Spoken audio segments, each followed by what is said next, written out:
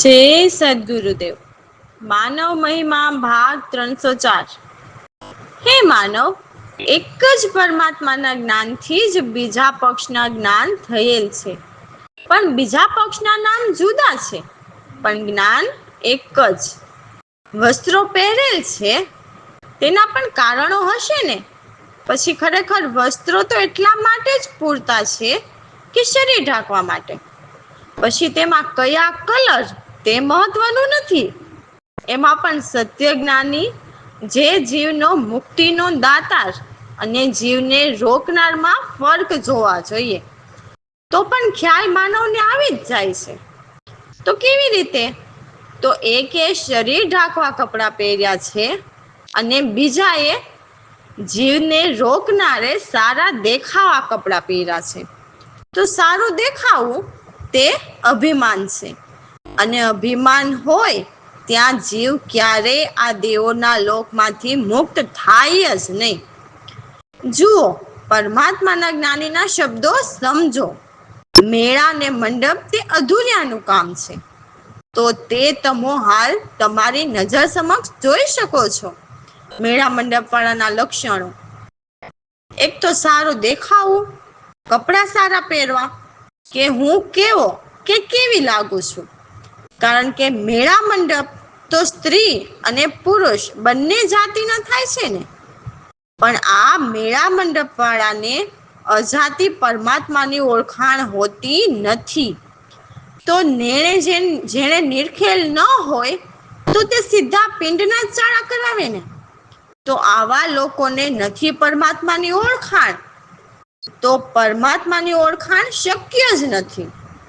વાતો કરે મનની, પણ મનની ઉત્પત્તિ સ્થાનની ઓળખાણ હોતી નથી. તો ક્યારેય મન વશ કરવાની સાચી વાત જ ન હોય, તો મન વશ થાય જ નહીં. ઠીક છે, સમસાનિયા વૈરાગ માફક વશ થાય તો માયાની વાત કરે, પણ પોતાના માટે જીવને લૂંટવાની. તો આવા લૂંટેરા જીવને આ દેવોના લોકમાંથી મુક્ત કરી ન શકે, અને જીવને દેવોના લોકમાં રોકવા દેવાની વાત કરીને અને દેવોના લોકમાં રોકવા મન રાજી થાય તેવી વાત લે છે. અને જ્ઞાની દેખાવા પરમાત્માના જ્ઞાનીની ઓથ લે છે. એટલે પરમાત્માના જ્ઞાનીની વાણી લઈ અને પિંડમાં ભજન કરવાની વાત લે છે. કારણ કે પોતે નિરખી પછી પિંડ પડખેલ હોય નહીં, પછી જીવની હત્યા કરવા ખોટું બોલીને આત્મહત્યારા બને છે, અને અંતે નર્ક યોનિ ભોગવે છે. કારણ કે કર્મના લેખ લખે તે તો તેને ભોગવવા પડે છે. કારણ કે આત્મહત્યાના લેખ લખ્યા તો તે લેખ નર્ક યોનિના છે. એટલે અધૂર્યું જ્ઞાન પણ તે અજ્ઞાન છે. મનન કરો, રામ ભરોસે. તો અમારા સદગુરુ કહે છે કે આ જગતના નાથે સૂક્ષ્મ સૃષ્ટિ બનાવી છે. તો આવડી મોટી સૃષ્ટિ છે, છતાં સૂક્ષ્મ કેમ કીધી હશે? આવો સવાલ થાય કે નહીં? તો સૂક્ષ્મ એટલા માટે કીધી છે કે પરમાત્મા આ સૃષ્ટિથી કેટલા વિશાળ હશે, તો તેના પ્રમાણે આ સૃષ્ટિ સૂક્ષ્મ કહેવાય કે નહીં? તો તેને સૂક્ષ્મ અપંચીકૃત બનાવી છે. એટલે પૂરા 5 તત્વ આ પૃથ્વી પર મેન છે, જેમ કે આકાશ, અગ્નિ, વાયુ, જળ અને પૃથ્વી. તો તે પંચીકૃત કહી છે. તો શા માટે? તો કે એ 5 તત્વ શુદ્ધ છે, એટલે એમાં કંઈ મિશ્રિત નથી. છતાં તેનો એક દિવસ નાશ જ થવાનો છે, કેમ કે તે પરમ તત્વ આધારિત છે. પરંતુ એ 5 તત્વનો આ માનવ સૂક્ષ્મ દેહ બનાવ્યો છે. તો તેમાં આકાશ તત્વ સત્વ અંશથી સાંભળવાની કર્મ ઇન્દ્રિય છે, અને રજો અંશથી બોલવાની કર્મ ઇન્દ્રિય. એમ બંને નભથી કહાવી. તો વાયુ તત્વના સત્વ અંશથી ત્વચા ઇન્દ્રિય ઠહેરાવી, રજો અંશથી હસ્ત કર્મ ઇન્દ્રિય, અને વાયુની બંને સ્થાયી. તો તે જ એટલે અગ્નિ તત્વના સત્વ અંશથી ચક્ષુ ઇન્દ્રિય બતાવી છે. રજો અંશમાં પગ કર્મ ઇન્દ્રિય, તો એ બંને અગ્નિની. જળના સત્વ અંશથી જીભ જ્ઞાનેન્દ્રિયો ઉપજાવી. રજો અંશમાં ઉપસ્થ કર્મ ઇન્દ્રિય, તો તે બંને મિત્રતાઈ. પૃથ્વી તત્વના સત્વ ગુણથી ધ્રાણ એટલે નાક રચાવી. તો રજો અંશમાં ગુદા કર્મ ઇન્દ્રિય, તો તે ક્ષિતિ એટલે પૃથ્વી તત્વથી બંને બનાવી. તો આ 5 તત્વોથી સત્વ મળે, જેથી અંતઃકરણ બનાવી, જે મન, બુદ્ધિ અને ચિત્ત અહંકાર, તો તે વૃત્તિ ભેદ તે ચતુરાય.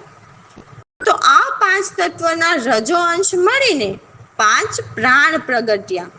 તો તે 5 પ્રાણ છે પ્રાણ, અપાન, સમાન, વ્યાન અને ઉદ્યાન.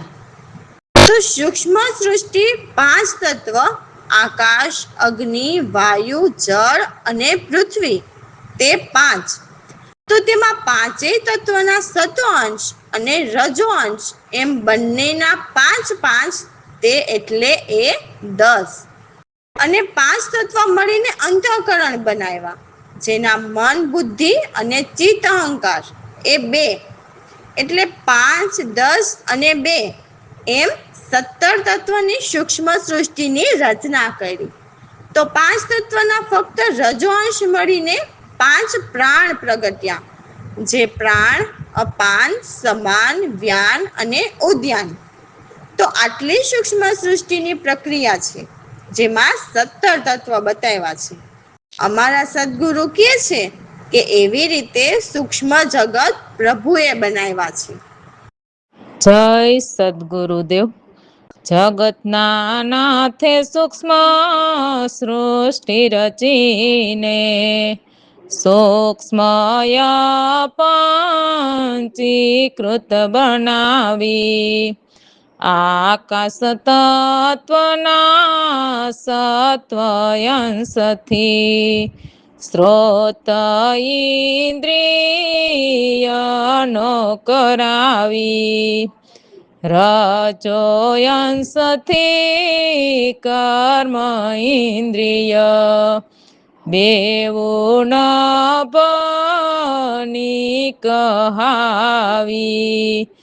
જગતના નાથે સૂક્ષ્મ સૃષ્ટિ રચીને વાયુ તત્વના સતત્વંશથી ત્વચા ઇન્દ્રિય ઠહેરાણી. રજોયંશથી હસ્તકર્મ ઇન્દ્રિય વાયુની બેવું સ્થાયી. જગતના નાથે સૂક્ષ્મ સૃષ્ટિ રચીને તેજ તત્વના સત્વયંશમાં ચક્ષુ ઇન્દ્રિય બતાવી. રજોયંશથી પગ કર્મ ઇન્દ્રિય અગ્નિની બેવું કહાવી. જગતના નાથે સૂક્ષ્મ સૃષ્ટિ રચીને જલના સત્વયંશથી જીભ જ્ઞાનેન્દ્રિય ઉપજાવી. રજોયંશમાં ઉપસ્થ કર્મ ઇન્દ્રિય બેઉની રે મિત્રતાઈ. જગતના નાથે સૂક્ષ્મ સૃષ્ટિ રચીને પૃથ્વી તત્વના સત્વગુણથી ઇન્દ્રિયના કરચાવી. રજોયંશથી ગુદા કર્મ ઇન્દ્રિય ક્ષિતિજ બેઉ બનાવી જગતના નાથે સૂક્ષ્મ સૃષ્ટિ રચીને પાંચ તત્વના મળે સત્વથી અંતકરણ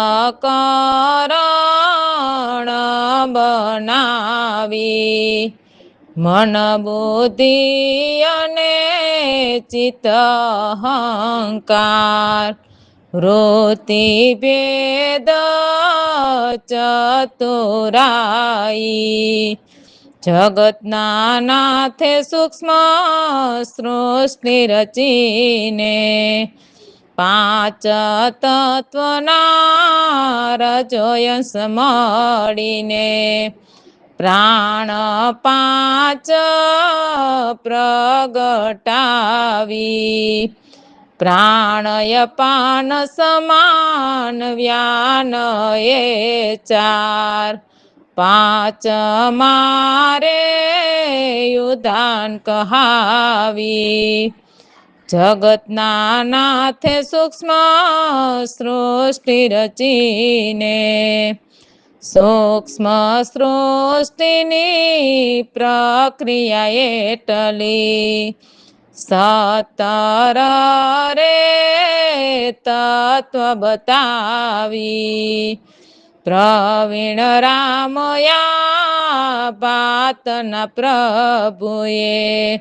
સૂક્ષ્મ સૃષ્ટિ રચાવી જગતના નાથે સૂક્ષ્મ સૃષ્ટિ રચીને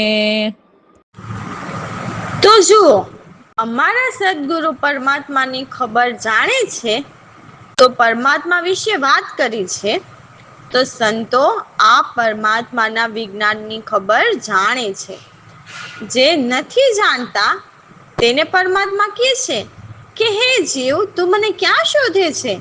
હું તો હરેકમાં એટલે દરેક જગ્યાએ હું જ ખેલી રહ્યો છું. તો આવું પરમાત્મા જીવને કહે છે. તો પરમાત્મા બોલતા નથી, પરંતુ આ સંતોએ વિજ્ઞાનની શોધ કરેલી છે શબ્દ સુરતાના ભજનથી. એટલે સંતો જાણે છે પરમાત્માના ઘરની વાત અને કહે છે કે પરમાત્મા આકાશ, અગ્નિ, વાયુ, જળ અને પૃથ્વી તે પાંચેય ભૂતલમાં ખેલી રહ્યા છે, પિંડ બ્રહ્માંડમાં વ્યાપી રહ્યા છે. કે છે કે 14 લોક ભુવનમાં સર્વમાં હું જ છું. સૂર્ય, ચંદ્ર, તારા, વીજળીમાં પરમાત્માના જ પ્રકાશ છે. અને કે છે કે હું સારા જગતને ઉજાગ કરું છું. એટલે આખી સૃષ્ટિ એક પરમાત્માને આધારે જ ચાલે છે. એ જ સર્વમાં પૂર્ણ, એક બરાબર પહાડ હોય કે રાય કે તલમાં સર્વમાં સરખો જ રહે છે. કોઈનામાં ઓછી વધતી મતી નથી.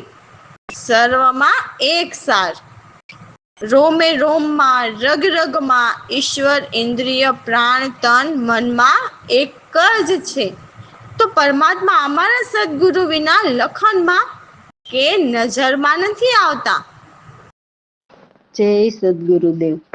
એ મને કિયા શોધે વન વનમાં, ખેલી રહ્યો રફનમાં. આકાશ, વાયુ, તેજ, જલ, પૃથ્વી એ પાંચેય ભૂતલમાં પિંડ બ્રહ્માંડમાં વ્યાપી રહ્યો છું. પિંડ બ્રહ્માંડમાં વ્યાપી રહ્યો, 14 લોક ભુવનમાં. મને કિયા શોધે વન વનમાં, હું ખેલી રહ્યો રફનમાં. સારા સૂર્ય ચંદ્ર વીજળી તારામાં મારા પ્રકાશ રે એમાં. સારા જગતને કરો ઉજાગર, મારા પ્રકાશ સર્વ જગમાં. મને કિયા શોધે વન વનમાં, હું ખેલી રહ્યો હરફનમાં. સર્વમાં પૂર્ણ એક બરાબર, પહાડ ને રાહી કે તલમાં.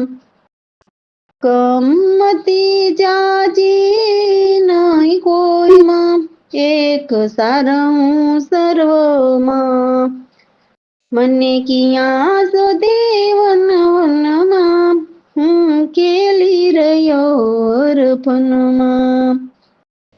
રોમ રોમ રગ રગમાં, ઈશ્વર ઇન્દ્રિય પ્રાણ તન મનમાં. પ્રવીણ રામ સદગુરુની કૃપા વિના, નહીં આવતા લખનમાં. મને કિયા શોધે વન વનમાં, હું ખેલી રહ્યો હરફનમાં. રામ ભરોસે. તો અમારા સદગુરુ એમની વાણીમાં કહે છે કે મને જ્યારથી પ્રભુના નામની લગન લાગી ત્યારથી મારા હૃદયમાં સારા નૂર વરસે છે.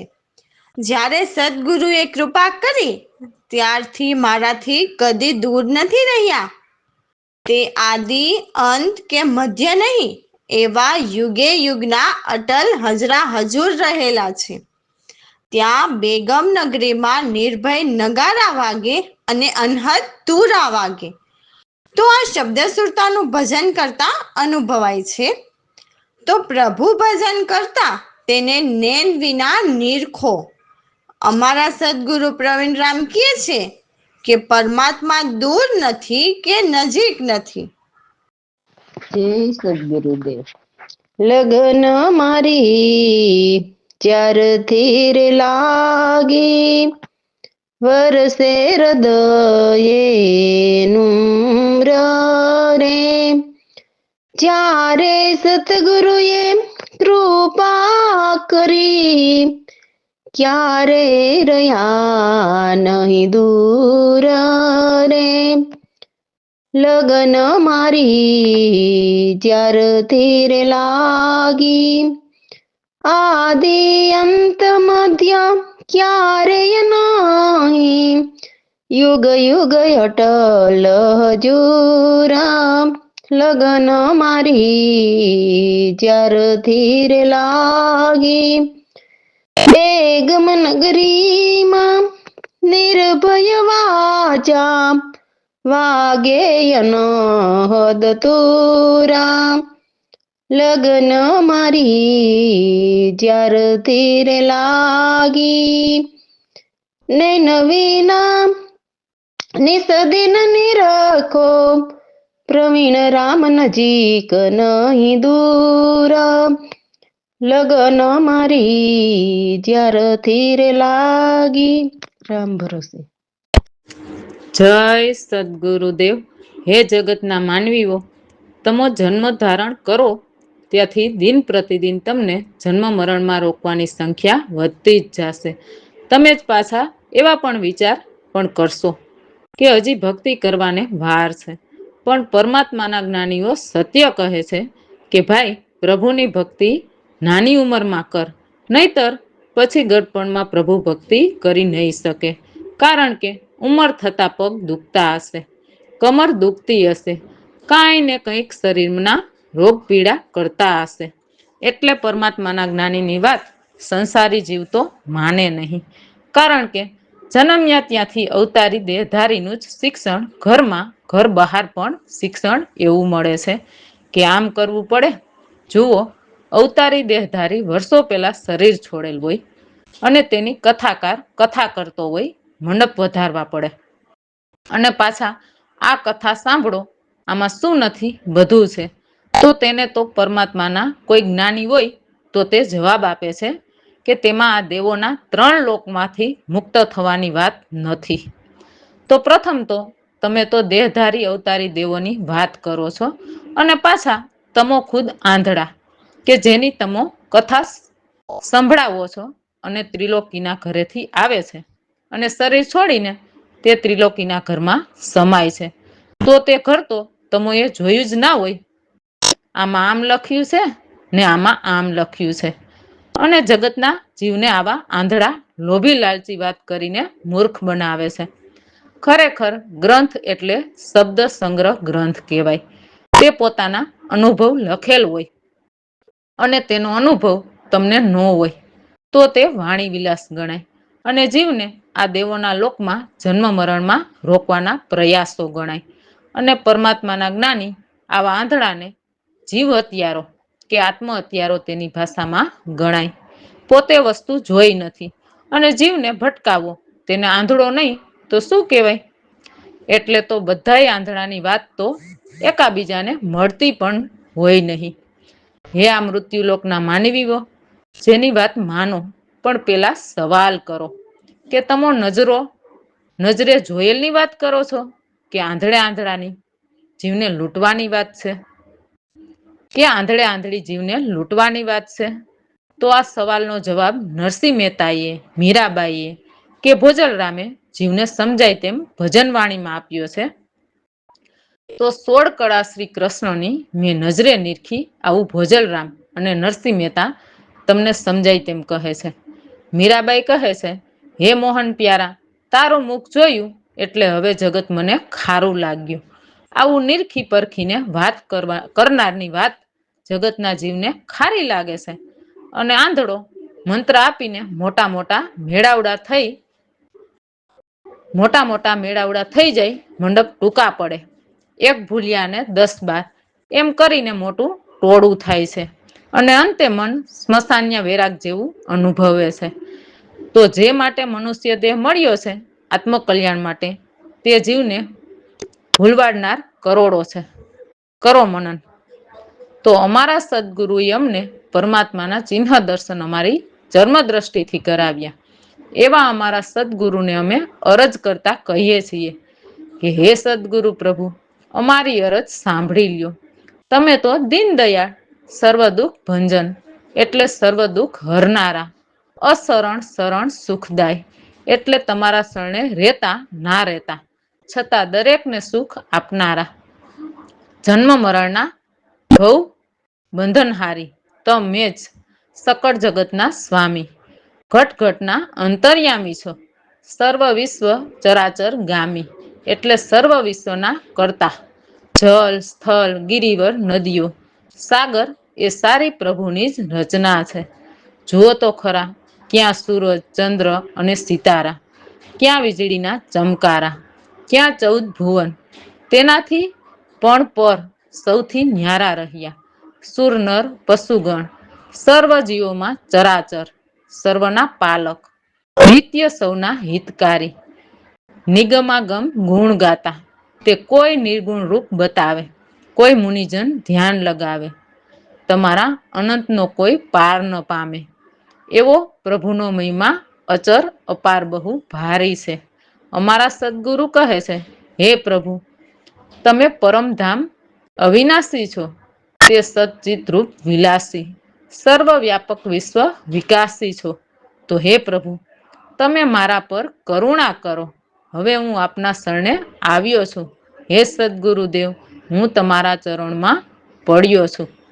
તો વાણી, સાંભળી લ્યો પ્રભુ અરજય મારી રે, સાંભળી લ્યો પ્રભુ અરજય મારી, દીન દયાળ સકળ દુઃખ ભંજન, અશરણ શરણ પરમ સુખદાયક, જન્મ મરણ ભવ બંધન હારી, તમે સકળ જગતના સ્વામી હો.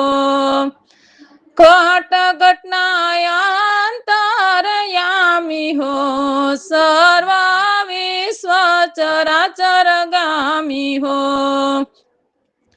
જલ સ્થળ ગિરિવર નદીઓ સાગર, તારી અચર રચના સારી, સાંભળી લ્યો પ્રભુ અરજય મારી રે. ક્યાં સૂરજ ચાંદ સિતારા રે, ક્યાં વીજળીના ચમકારા, ક્યાંય ભુવન ચતુર દસ ન્યારા રે. સુર નર પશુગણ જીવ ચરાચર, સર્વ જગ પાલક નિત્ય હિતકારી, સાંભળી લ્યો પ્રભુ અરજય મારી રે. કોઈ નિગમાગમ ગુણ ગાતા રે, કોઈ નિર્ગુણ રૂપ બતાવે રે. કોઈ મુનિ જન ધ્યાન લગાવે, તમારા અનંતનો પાર ન પામે. અચરજ પ્રબળ મહિમા ભારી, સાંભળી લ્યો પ્રભુ અરજય મારી રે. તમે પરમ ધામય વિનાશી હો, સતચિત રૂપ વિલાસી, સર્વ વ્યાપક વિશ્વ વિકાસી હો. બ્રહ્મ કરો કરુણા, હવે શરણ પડી હું આવ્યો તમારી. હે સદગુરુ પ્રવીણ રામ, સાંભળી લ્યો પ્રભુ અરજય મારી રે. રામ ભરોસે.